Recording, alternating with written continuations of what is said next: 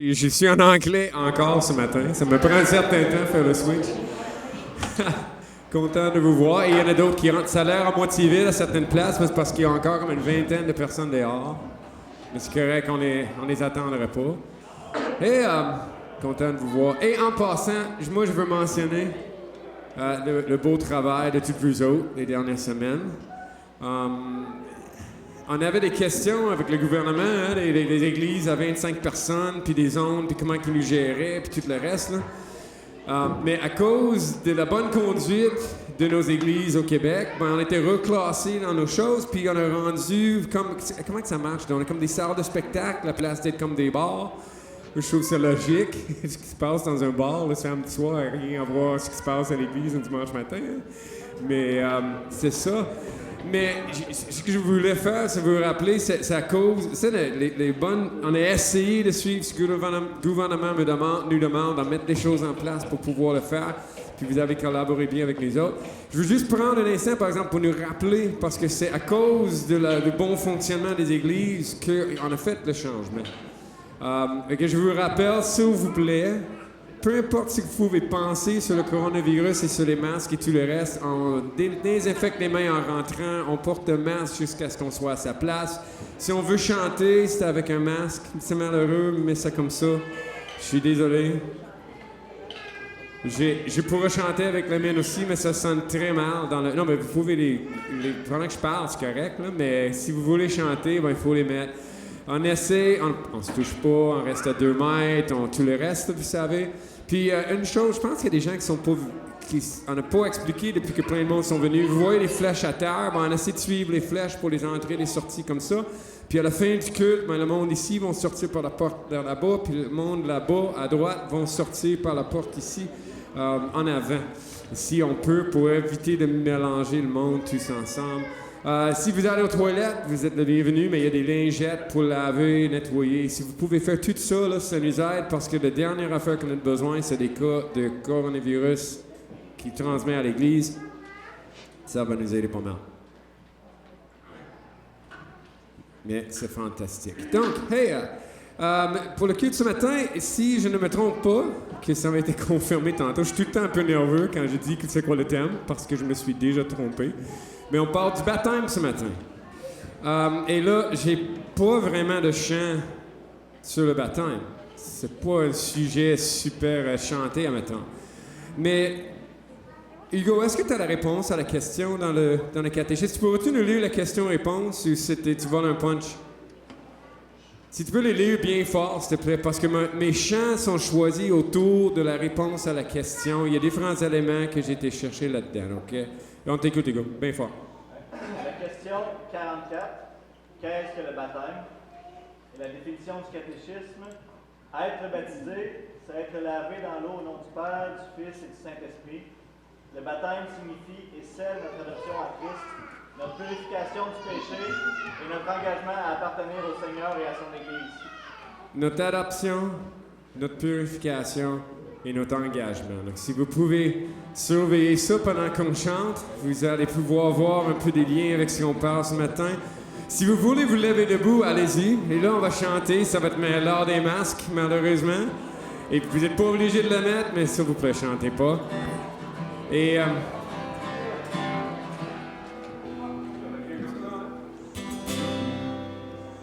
Qui a mesuré les océans, qui a compté les jours de demain, roi et nation tremblent à savoir, la création l'exalte avec joie.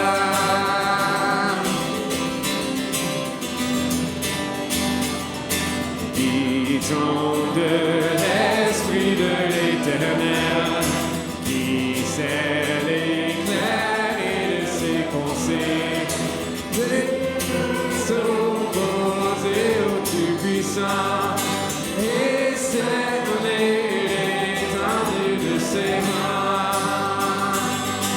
Notre Dieu règne dans les cieux, prosterné adore. Notre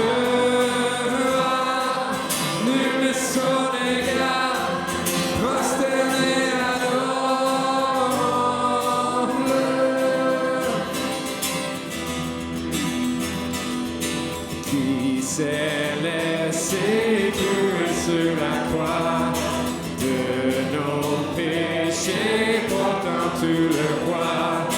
Dieu éternel se donne humblement.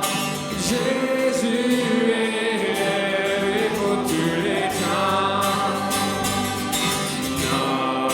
Notre Dieu règne dans les cieux, prosterné adore. Notre nul n'est son égal, prosterné adore.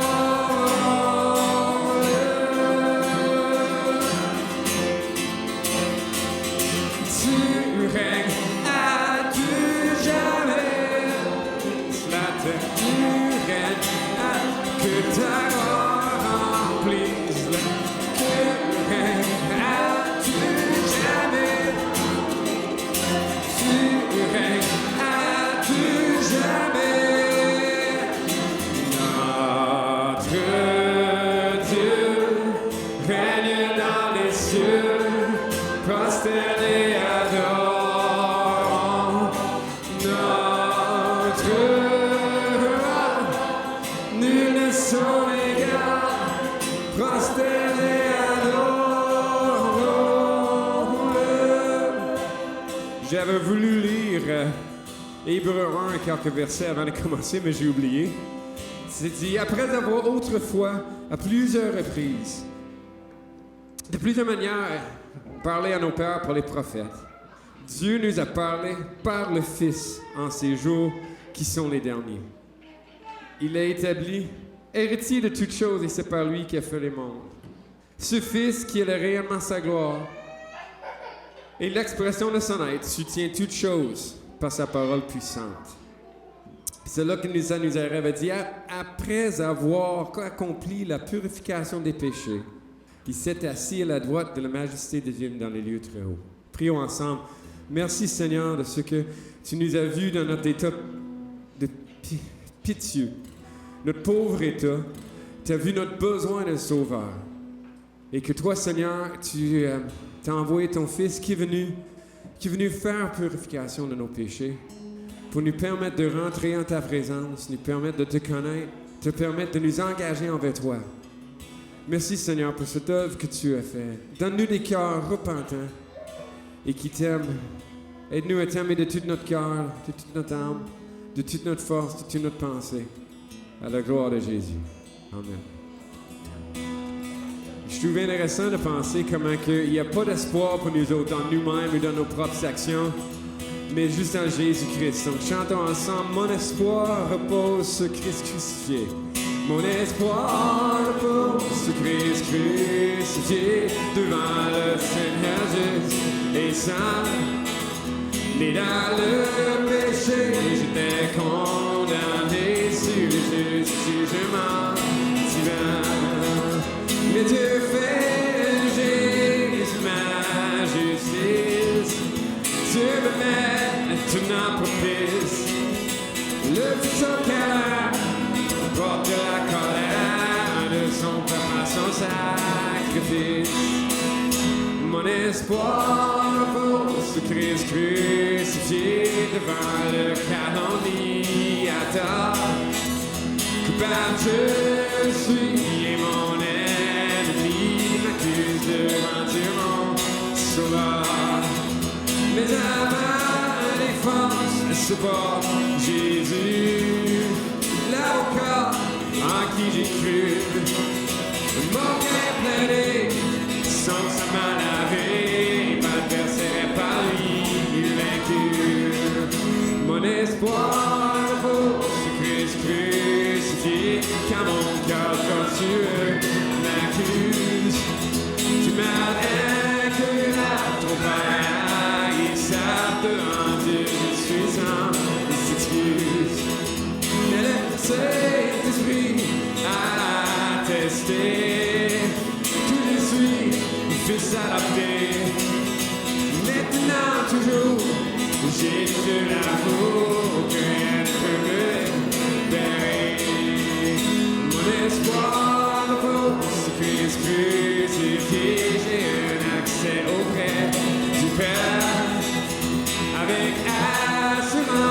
son trône, j'avance avec foi et un cœur sincère. Par sa grâce et sa présence, j'obtiens du secours dans mes besoins. Jésus est entré et a traversé les cieux devant Dieu, soutient mon espoir repose, Christ crucifié dès maintenant jusqu'à la fin. Jésus, Fils de Dieu, descendant des cieux pour lui, qui lui appartient. Sur un cheval mort, il paraîtra, les nations, il jugera. Gloire à notre Dieu, dans le salut et la puissance, alléluia. De ceux qui sont par l'Esprit scellés, avec Dieu seront entrés au reste de l'agneau, s'attachant des faux, pour toujours avec lui régner, pour toujours avec lui régner.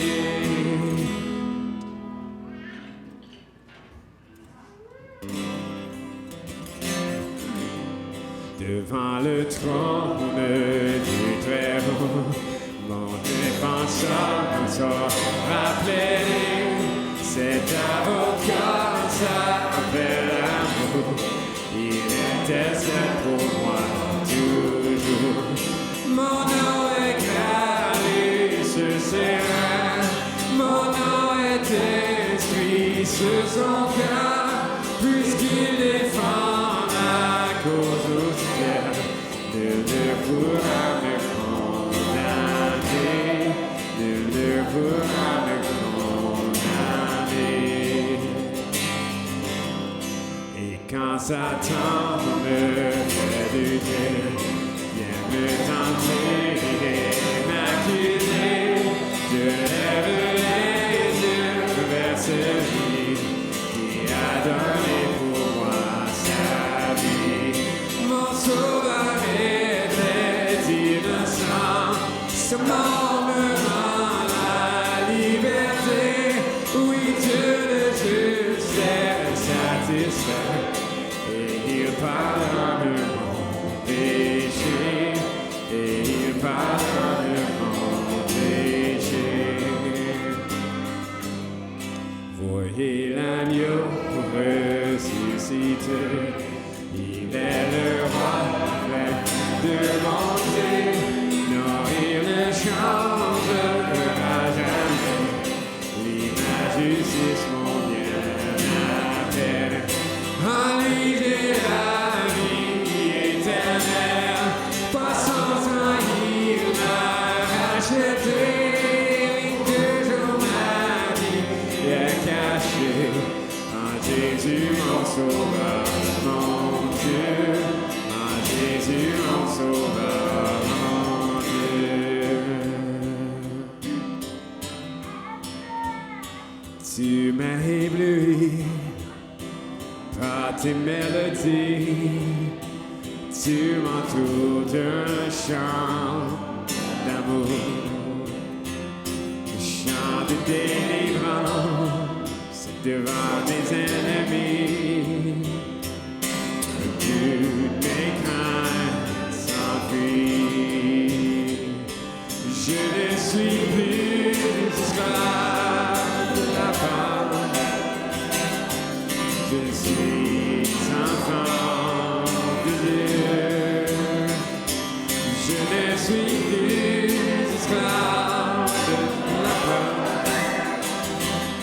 Je suis enfant de Dieu.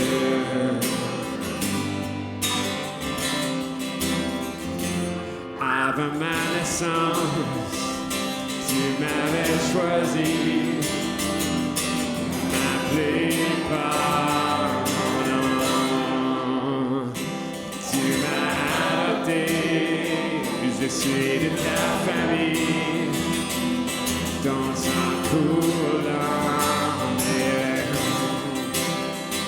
Je ne suis plus esclave de la peur.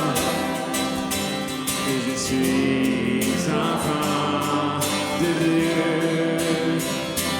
Je ne suis plus esclave de la peur.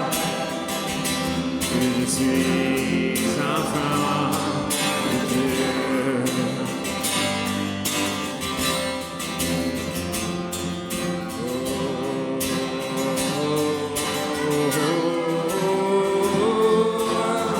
Tu fends la mer et je peux la traverser. Mes pas se noient dans ton amour. Tu m'as sauvé, alors je peux chanter. Je suis enfant de Dieu. Je suis enfant de Dieu. Je ne suis plus esclave de la peur. Je suis enfant de Dieu. Je ne suis plus esclave de la peur. Je suis enfant de Dieu. Je te donne mon cœur. Il ne m'appartient plus. Ce que j'ai de meilleur, tout est pour toi, Jésus. Un parfum divin sur toi est répandu. C'est l'offrande de mon cœur. Je suis à toi, Dieu. Faisons ça encore, je te donne. Je te donne mon cœur. Il ne m'appartient plus. Ce que j'ai de meilleur, tout est pour toi, Jésus. Un parfum de valeur sur toi est répandu. C'est la flamme de mon cœur. Je suis à toi, Jésus. Prends mon âme, prends mon cœur, je te donne tout. Prends ma vie, me voici, je te donne tout. Prends mon âme, prends mon âme, prends ma vie, je te donne tout. Prends ma vie, me voici, je te donne tout. Mon cœur est à toi, tout à toi, mon cœur. Mon cœur est à toi, tout à toi. Bon, vous pouvez vous asseoir, puis je pense que c'est Matt qui vient pour les annonces.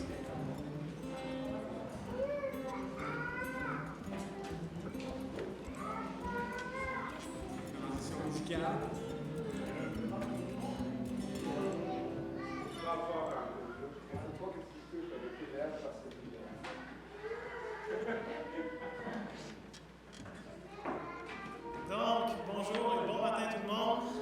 Grâce à Dieu, vous allez bien? C'est une bonne semaine. 3 annonces pour vous essentiellement. La semaine prochaine, vous savez, c'est l'Action de grâce. Et on va pouvoir le célébrer, on va le souligner en Église. Ça fait là, déjà plusieurs semaines qu'on réfléchit à qu'est-ce qu'on pourrait faire pour ça. C'est sûr qu'il y a toujours un peu la menace du gouvernement qui plane au-dessus de nous, qu'on devienne zone rouge et ça complique les choses. Mais on a un as dans notre manche, donc on ne sera pas pris au dépourvu, qui ne touche pas. Je ne rentrerai pas dans les détails ce matin, mais on devrait avoir un culte d'Action de grâce la semaine prochaine. Et le but de ce culte-là, c'est vraiment de pouvoir le faire en commun, de pouvoir se réjouir, rendre grâce à Dieu, collectivement, communauté. Évidemment, il va y avoir un temps de louange qui va être adapté. On veut avoir un temps d'église pour s'arrêter, pour pouvoir partager ce que Dieu a fait de bon dans notre vie. Malgré que 2020 a été une année assez spéciale, assez mouvementée.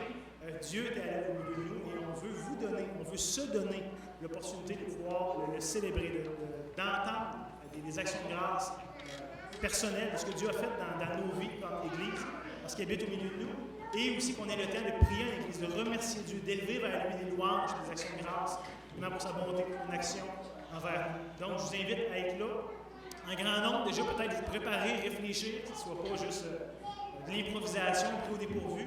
Cette semaine, sûrement, je vais faire une petite capsule ou deux pour nous aider à se préparer pour ça dimanche prochain.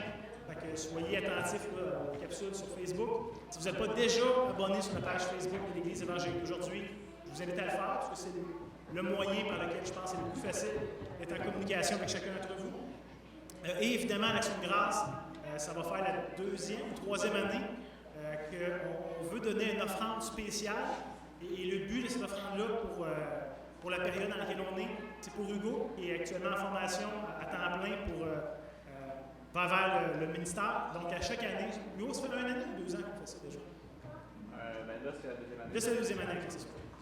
Donc, on vous invite déjà à considérer devant Dieu ce que vous pouvez mettre en part comme supplément pour Hugo, pour pouvoir lui permettre de continuer. Je vous rappelle qu'en tant qu'Église, on s'est engagé à prendre une partie du coût de sa formation pour l'encourager, le décharger d'un stress financier pour qu'il puisse évidemment avancer le plus rapidement possible.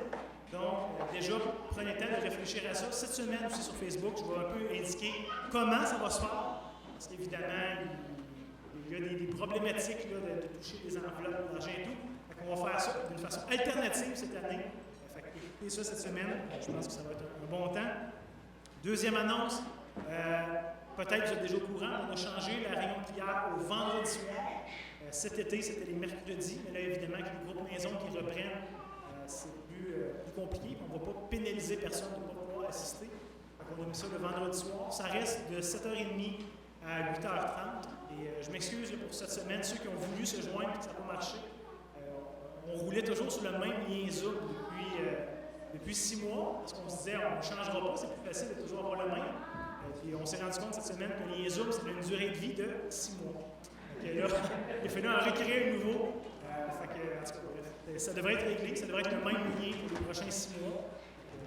Vous êtes tous invités évidemment à en passer une réunion de prière d'église où ensemble on peut se rassembler pour élever vers Dieu les prières d'intercession pour l'Église et les besoins de la région. Et finalement, dernière annonce, si vous ne faites pas déjà partie de votre maison et que vous aimeriez vous joindre, parce qu'on comprend qu'actuellement, les relations qu'on entretient sont un peu différentes.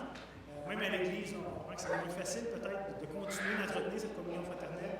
Donc, les groupes vieux, les groupes maison sont probablement la meilleure approche pour cheminer dans la foi ensemble.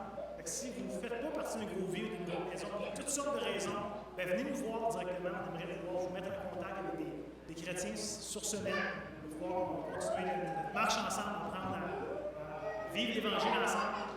Fait que si ce n'est pas déjà fait, l'invitation est lancée. Est-ce qu'il y a d'autres annonces que j'oublie? Quelqu'un pense qu'on pourrait rajouter? C'est pas mal ça qui est ça. Good. Donc, je vous propose peut-être juste de se courber dans un mot de prière. Déjà, si les parents veulent monter que les enfants de 3 à 5 ans les mettent dans leur classe, on va prier ensemble pendant ce temps-là et Hugo va venir après pour la méditation familiale. Donc, courbez-vous avec moi si vous voulez bien. Seigneur Dieu, on a mille une raisons de se réjouir de ton œuvre au milieu de nous, de ta grâce. Merci de ce que tu fais de nos vies personnelles, même si on ne le voit pas toujours, même si on ne réalise pas toujours, Seigneur. Juste le fait qu'on se soit levé ce matin, qu'on ait pu avoir le souffle de vie, c'est une grâce de toi, tu ne nous dois rien. Et au contraire, tu continues à le déverser sur nous jour après jour. Et tellement d'autres bontés, Seigneur. Merci pour ton action, pour ta providence. Même dans ces temps étranges, même dans ces temps qui nous dépassent, puis qui nous donneraient peut-être des raisons d'être déçus, d'être critiques, d'être apeurés ou toutes sortes d'autres sentiments, Seigneur. Tu es notre rocher. Et les gens qui ne te connaissent pas n'ont rien d'autre qui est sûr dans cette vie sur laquelle ils peuvent s'accrocher. Toutes les idoles sont passagères. On a vu que l'argent, ça vient puis ça part, que c'est soumis à la bourse. On a vu que notre santé est fragile. Ça tient à un petit virus, une petite bactérie insignifiante qui vient et qui change tout, Seigneur. Toutes les choses de cette vie sont changeantes. Mais toi, tu demeures le rocher stable sur lequel on peut s'accrocher, sur lequel notre foi peut être construite sans être ébranlée. et on veut t'en remercier. Encore une fois, Seigneur, on veut prendre au sérieux cette demande que tu nous fais de prier pour nos autorités, pour nos gouvernements, qui prennent des décisions qui ne sont pas toujours faciles et on peut être d'accord ou pas d'accord. Ce que tu demandes, Seigneur, c'est de lever devant toi des mains pures, sans colère, et qu'on puisse prier pour les rois, pour ceux qui sont élevés en dignité, ta parole nous dit, et on veut te les remettre encore une fois entre tes mains. Merci pour leur considération envers les lieux de culte, du fait que maintenant ils nous ont changé de statut, ce qui nous permet de pouvoir continuer à se réunir et de persévérer ensemble. Merci Seigneur pour cette grâce. On voit que tu entends les prières, que tu agis, que tu as une action envers ces hommes-là, même s'ils ne te connaissent pas, même s'ils ne te recherchent pas, même s'ils ne te voient pas. Toi, Seigneur, tu n'es pas incapable, ton bras n'est pas trop court pour sauver, pour intervenir. Donc, on veut encore une fois te les remettre entre tes mains, que tu puisses mettre des conseillers sages autour d'eux, qui vont savoir prendre les meilleures décisions pour la population, qui vont chercher le bien général, qui ne seront pas juste soumis à la peur, soumis à toutes sortes d'autres pressions extérieures, Seigneur, mais qui vont vraiment considérer le bien de notre nation, de notre peuple. Donc, Seigneur, encore une fois, on prie pour eux et on te demande, dans ta grâce même, de venir les chercher, qu'ils puissent te connaître, parce qu'au-dessus de toutes les responsabilités qu'ils ont, ce qu'ils ont besoin, c'est de toi. Donc, Seigneur, puisses-tu leur faire du bien, puisses-tu intervenir favorablement sur eux, sur leur famille. Et c'est ça, Seigneur. On te le demande en Jésus, pour ta gloire. Amen.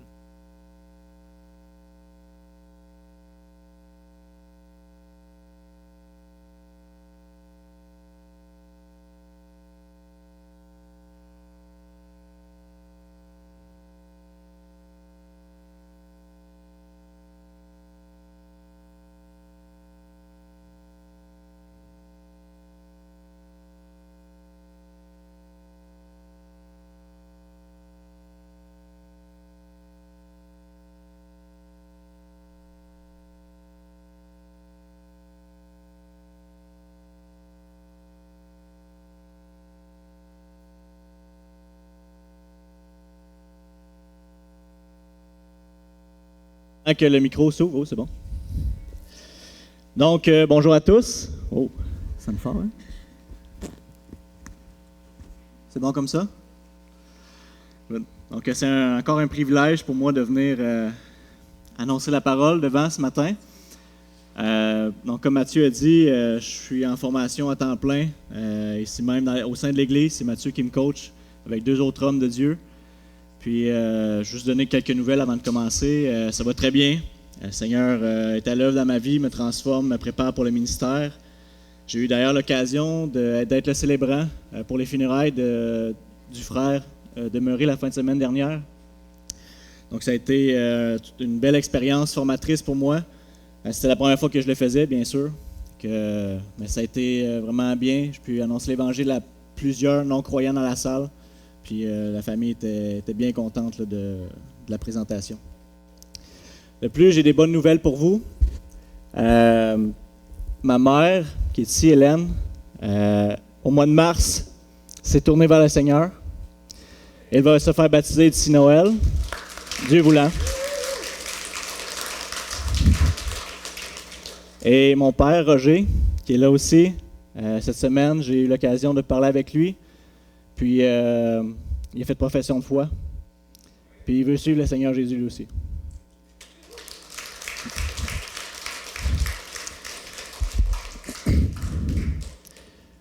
Donc, aujourd'hui, comme vous le savez, on est dans une étude sur... on suit le petit livre, le catéchisme, le nouveau catéchisme pour la cité. La question 44 aujourd'hui sur le baptême. Excusez-moi, je m'entends parler. J'essaie de régler ça. Qu'est-ce que le baptême? Puis tantôt, on a vu la réponse avec William. Je vais la relire pour ceux qui peut-être qui l'ont pas bien entendu ou pour rafraîchir la mémoire. Être baptisé, c'est être lavé dans l'eau au nom du Père, du Fils et du Saint-Esprit. Le baptême signifie et scelle notre adoption en Christ, notre purification du péché et notre engagement à appartenir au Seigneur et à son Église. Donc, comme vous savez, le baptême, ce qu'on va parler aujourd'hui, c'est le baptême quand on est immergé dans l'eau devant l'Église, mais le baptême, ça signifie une réalité spirituelle qui a eu lieu précédemment. Donc, ça symbolise, ça signifie quelque chose qui a déjà eu lieu. Ce que je vais faire avec vous aujourd'hui, c'est de voir la différence entre les deux pour mettre clairement la distinction entre qu'est-ce qui est arrivé avant et qu'est-ce que ça signifie, le baptême physique. Parce que parfois, il y a des gens qui vont croire que c'est une condition pour être sauvé, le baptême. Il faut avoir la foi en Jésus et il faut se faire baptiser pour être sauvé. Ou d'être immergé dans l'eau, physiquement, lave nos péchés. Ou encore on reçoit le Saint-Esprit lors du baptême. Ça peut être des choses que les gens croient. Puis ça peut devenir mêlant. Qu'aujourd'hui, je veux expliquer clairement la signification, qu'est-ce qui arrive avant, qu'est-ce qui arrive pendant. Puis, ce que je vais parler aujourd'hui, là, pour juste expliquer avant de commencer, le terme que je vais utiliser, ça va être le baptême spirituel. Vous allez voir au travers de la petite présentation, vous allez voir c'est quoi. Et donc, c'est ce que ça signifie. Puis le baptême physique, donc quand on est immergé dans l'eau. Puis pour faire ça, on va commencer au début. Je vais utiliser des thèmes bibliques pour nous conduire vers la signification du baptême. Puis je vais commencer avec la création. Donc, en Genèse 1, 1 à 3, on lit « Au commencement, Dieu créa le ciel et la terre. La terre n'était que chaos et vide. Il y avait des ténèbres à la surface de l'abîme, et l'Esprit de Dieu planait au-dessus de l'eau. Et Dieu dit qu'il y ait de la lumière, et il y eut de la lumière. » Donc ici, deux choses importantes à se rappeler pour le restant de la présentation, c'est qu'on voit le Dieu trinitaire à l'œuvre. Donc Dieu, le Père qui est à l'œuvre dans la création, il parle. Donc dans le Nouveau Testament, on voit que Christ est la parole de Dieu, et puis le Saint-Esprit qui est à l'œuvre à la création aussi. Puis on va revoir ça plus tard dans la nouvelle création. Une autre chose intéressante, c'est qu'on voit que Dieu amène la lumière au sein des ténèbres. Un autre thème important à se rappeler pour la présentation. Puis ensuite, comme vous savez, donc Dieu crée Adam, le premier être humain, et Ève. Puis ils pêchent contre Dieu, ils désobéissent à Dieu, prennent le fruit interdit. Puis par cela, le péché, la mort et plusieurs conséquences entrent dans la création de Dieu. Et Dieu met sa malédiction maintenant sur la première création. Puis nous, tous les autres êtres humains, on est liés spirituellement à Adam depuis ce jour-là. Et puis, on est donc, nous aussi, morts dans nos péchés, séparés de Dieu à cause du péché originel en Adam. Et puis, on voit en Genèse 6:5 les conséquences que ça a sur les êtres humains.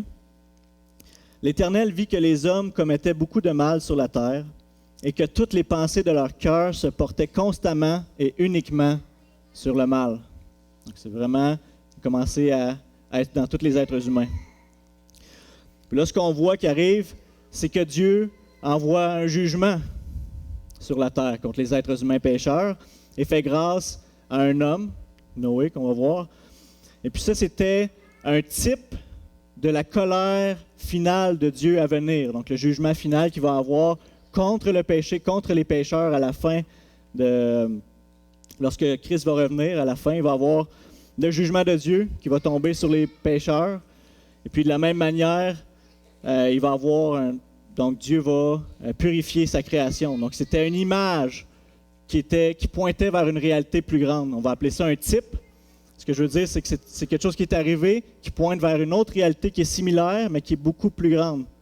Pour vous donner un exemple biblique de ce que je veux dire, il y a eu le roi David était le roi du peuple de Dieu. Donc on dit que c'est un type de Jésus, qui est maintenant le roi du peuple de Dieu, le véritable, donc l'accomplissement du type. Donc, un instant. Puis comme on voit, Dieu a envoyé son jugement, il recommence l'humanité à nouveau. Donc c'est comme si il redonne, Noé devient un nouveau Adam, où est-ce qu'il doit repartir l'humanité à neuf, où est-ce que la terre a été lavée, purifiée. Maintenant, il repart. Mais il y avait un problème.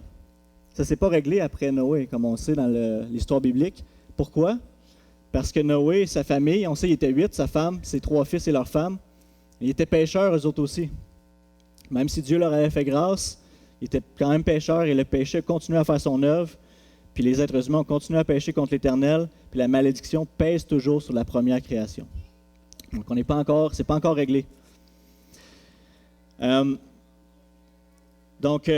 Puis au travers de ça, Dieu, comme on peut voir, Dieu sauve Noé dans l'arche. C'est parce qu'il était dans l'arche qu'il a été épargné du jugement, du déluge.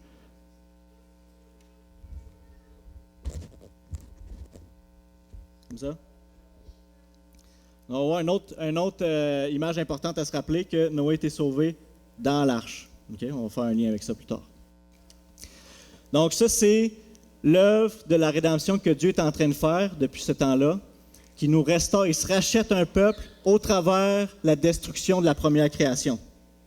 Donc il sort des personnes de cette malédiction-là, de cette destruction-là, au travers l'œuvre de rédemption qu'on va voir plus tard, qui est en Jésus. On voit un lien intéressant que Pierre fait en 1 Pierre 3, 18. Christ aussi a souffert, et ce, une fois pour toutes, pour les péchés, lui le juste. Il a souffert pour des injustes afin de vous conduire à Dieu. Il a souffert une mort humaine, mais il a été rendu à la vie par l'Esprit. C'est alors aussi qu'il a été faire une proclamation aux esprits en prison. Ceux-là même qui avaient été rebelles autrefois lorsque la patience de Dieu se prolongeait à l'époque de Noé, pendant la construction de l'arche. Un petit nombre de personnes, à savoir 8, sont entrées dans ce bateau et ont été sauvées à travers l'eau. C'était une figure. Nous aussi maintenant, nous sommes sauvés par un baptême qui ne consiste pas dans la purification d'une impureté physique, mais dans l'engagement d'une bonne conscience envers Dieu. Donc, ce qu'on peut voir, c'est que maintenant, le baptême ne nous purifie pas d'une impureté physique, mais nous donne une bonne conscience devant Dieu. Une personne qui est coupable ne va pas, si on prend par exemple un voleur ou un criminel, ne va pas avoir bonne conscience d'aller vers un juge ou un policier. C'est la même chose pour les êtres pécheurs comme nous.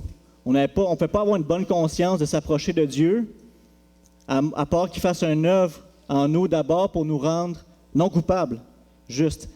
Et ça, on sait, plus tard dans le récit biblique, je vais revenir avec ça, mais que c'est par Christ, par le sang de Christ qui nous purifie notre conscience et qu'on peut aller vers Dieu. Voyons. Aller vers Dieu avec une conscience pure et savoir qu'on n'est pas coupable devant le juge de l'univers. Et puis, maintenant, on passe à la nouvelle création. Dieu envoie son Fils sur la terre, Jésus. Et puis, on a une image. Jésus, par son baptême, nous pointe vers la nouvelle création de Dieu. La nouvelle création n'est pas encore inaugurée, mais Jésus nous annonce qu'elle s'en vient. On voit le même principe que la première création, encore l'œuvre trinitaire. En Matthieu 3, 16, 17, on lit « Dès qu'il fut baptisé, Jésus sortit de l'eau. Alors le ciel s'ouvrit pour lui et il vit l'Esprit de Dieu descendre comme une colombe venir sur lui. Au même instant, une voix fit entendre du ciel ces paroles. « Celui-ci est mon Fils bien-aimé, qui a toute mon approbation. » Donc on a encore le Père qui est là, qui parle, le Fils qui est la parole de Dieu, le Saint-Esprit qui descend comme une colombe. Ça pointe vers la nouvelle création. Et comme je dis, ce n'est pas encore inauguré. Elle est inaugurée lors de sa résurrection. On lit en Romains 8, 29, qu'il est le premier-né d'entre plusieurs frères, le premier-né de la nouvelle création. C'est lui le véritable Adam. Tantôt, j'ai dit qu'on avait le type du nouvel Adam. Et puis là, mais la première tentative de nouvelle création a échoué à cause du péché. Mais maintenant, Dieu recrée sans le péché en Jésus une nouvelle création, le premier-né d'entre les morts. Et c'est par sa résurrection, on va voir dans le baptême, que nous, on entre aussi dans la nouvelle création. Donc, Dieu continue son œuvre de nouvelle création en nous, quand nous croyons. C'est ça qu'on va voir. C'est ça qui est merveilleux. Regardez bien le lien avec ce qu'on a vu au début. 2 Corinthiens 4, 6. En effet, le Dieu qui a ordonné que la lumière brille au sein des ténèbres, la première création, a aussi fait briller sa lumière dans notre cœur pour faire resplendir la connaissance de la gloire de Dieu dans la personne de Jésus-Christ. Et ensuite, en 2 Corinthiens 5, 7, même principe. Si quelqu'un est en Christ, il est une nouvelle créature. Les choses anciennes sont passées, voici toutes choses sont devenues nouvelles. Notre mort spirituelle qui nous liait à Adam, notre souillure, notre honte, notre culpabilité, la colère de Dieu qui pèse contre les pécheurs, toutes ces choses sont passées. Et nous sommes nés de nouveau en Christ, en Jésus. Nous sommes entrés dans la nouvelle création de Dieu avec et en son Fils. Donc la nouvelle création, très important, est en Christ. De la même manière que Dieu a épargné Noé et sa famille dans l'arche, il a fallu qu'ils entrent dans l'arche. Ceux-là qui n'étaient pas dans l'arche ont été emportés par le jugement de Dieu, mais les seuls qui ont été épargnés étaient ceux qui étaient dans l'arche. De la même manière, ceux qui sont en Christ sont sauvés du jugement de la colère de Dieu à venir et entrent dans la nouvelle création. Nous sommes soit dans la première création, morts spirituellement en Adam, destinés à la colère de Dieu, ou dans la nouvelle création, nés de nouveau, nés spirituellement, et avec Christ et en Christ, destinés à la vie éternelle dans la présence de Dieu. C'est ce que signifient les eaux du baptême.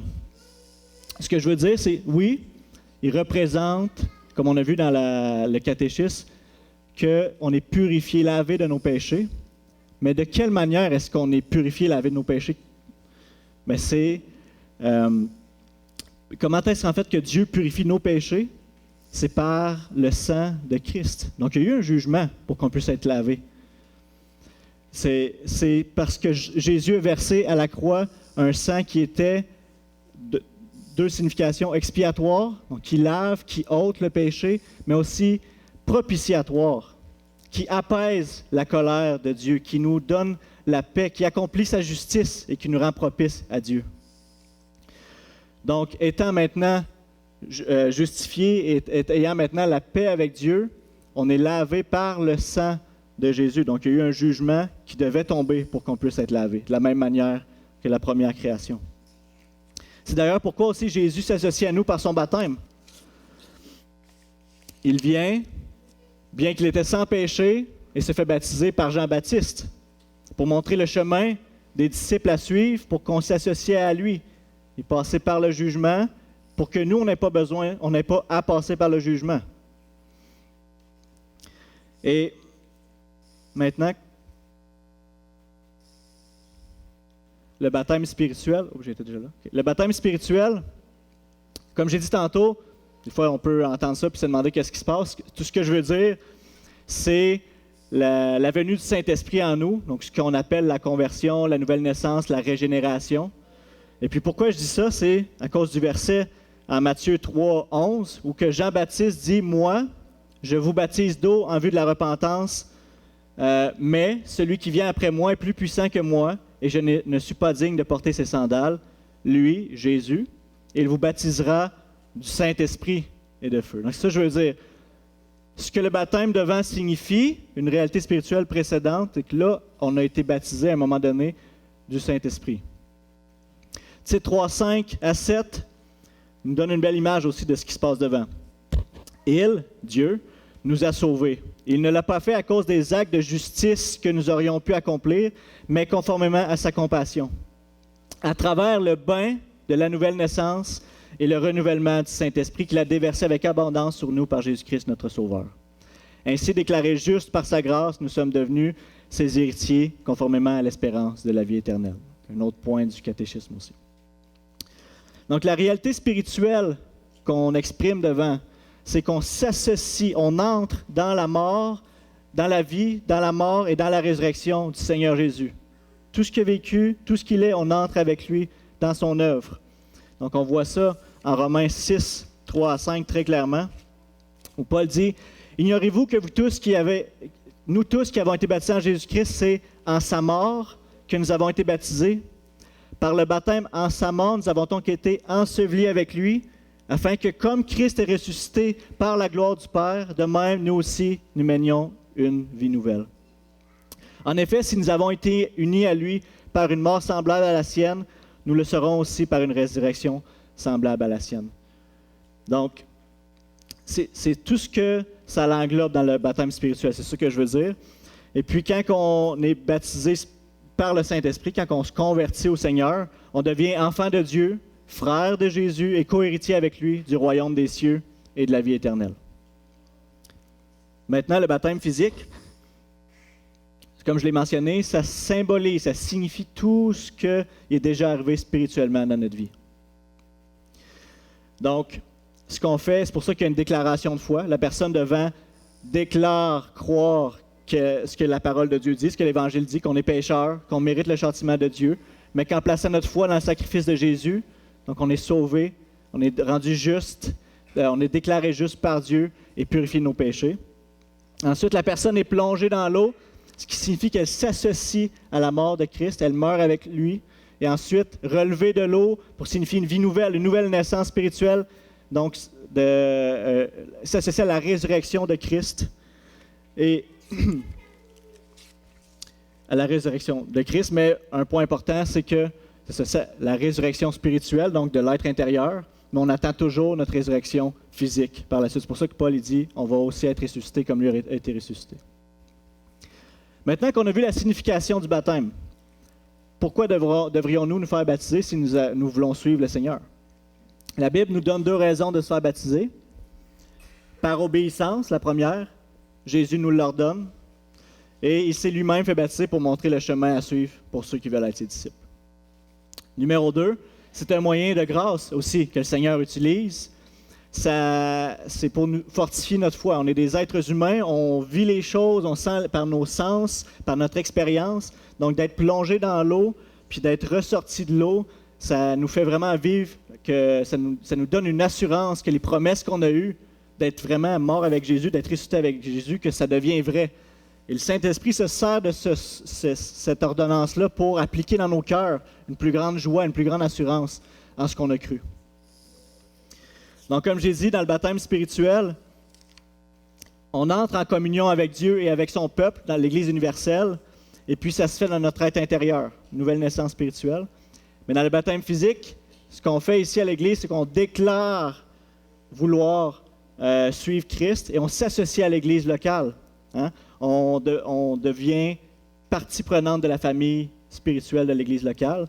Puis ce qu'on fait aussi, c'est que les membres de l'Église qui entendent la profession de foi et qui voient le baptême du frère le reconnaissent comme faisant partie de leur famille aussi. Et puis, c'est un symbole qui est très significatif et lourd de responsabilité. Nous, en tant qu'Église, on s'engage à aimer la personne qui vient de se faire baptiser, à prier pour lui, à le former comme disciple. C'est ce que le Seigneur nous a laissé, à enseigner-leur, à obéir à tout ce que je vous ai prescrit. C'est d'ailleurs ce qu'on va avoir le privilège et la joie de faire cet automne. On va avoir, Dieu voulant, dépendamment des conditions, mais 6 baptêmes au moins.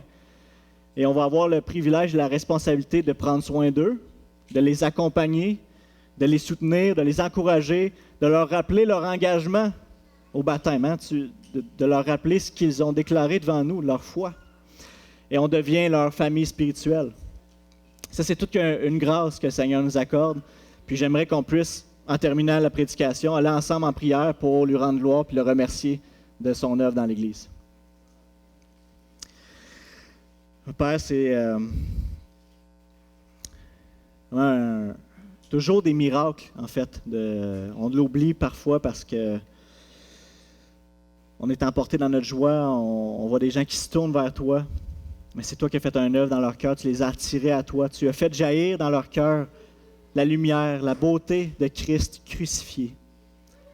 Merci parce qu'il y en a plusieurs qui ont vu la gloire de la croix et que c'était leur seul moyen d'être sauvés. Je te prie de les protéger du malin, je te prie de les bénir, de leur donner de marcher dans tes voies, d'être fidèles.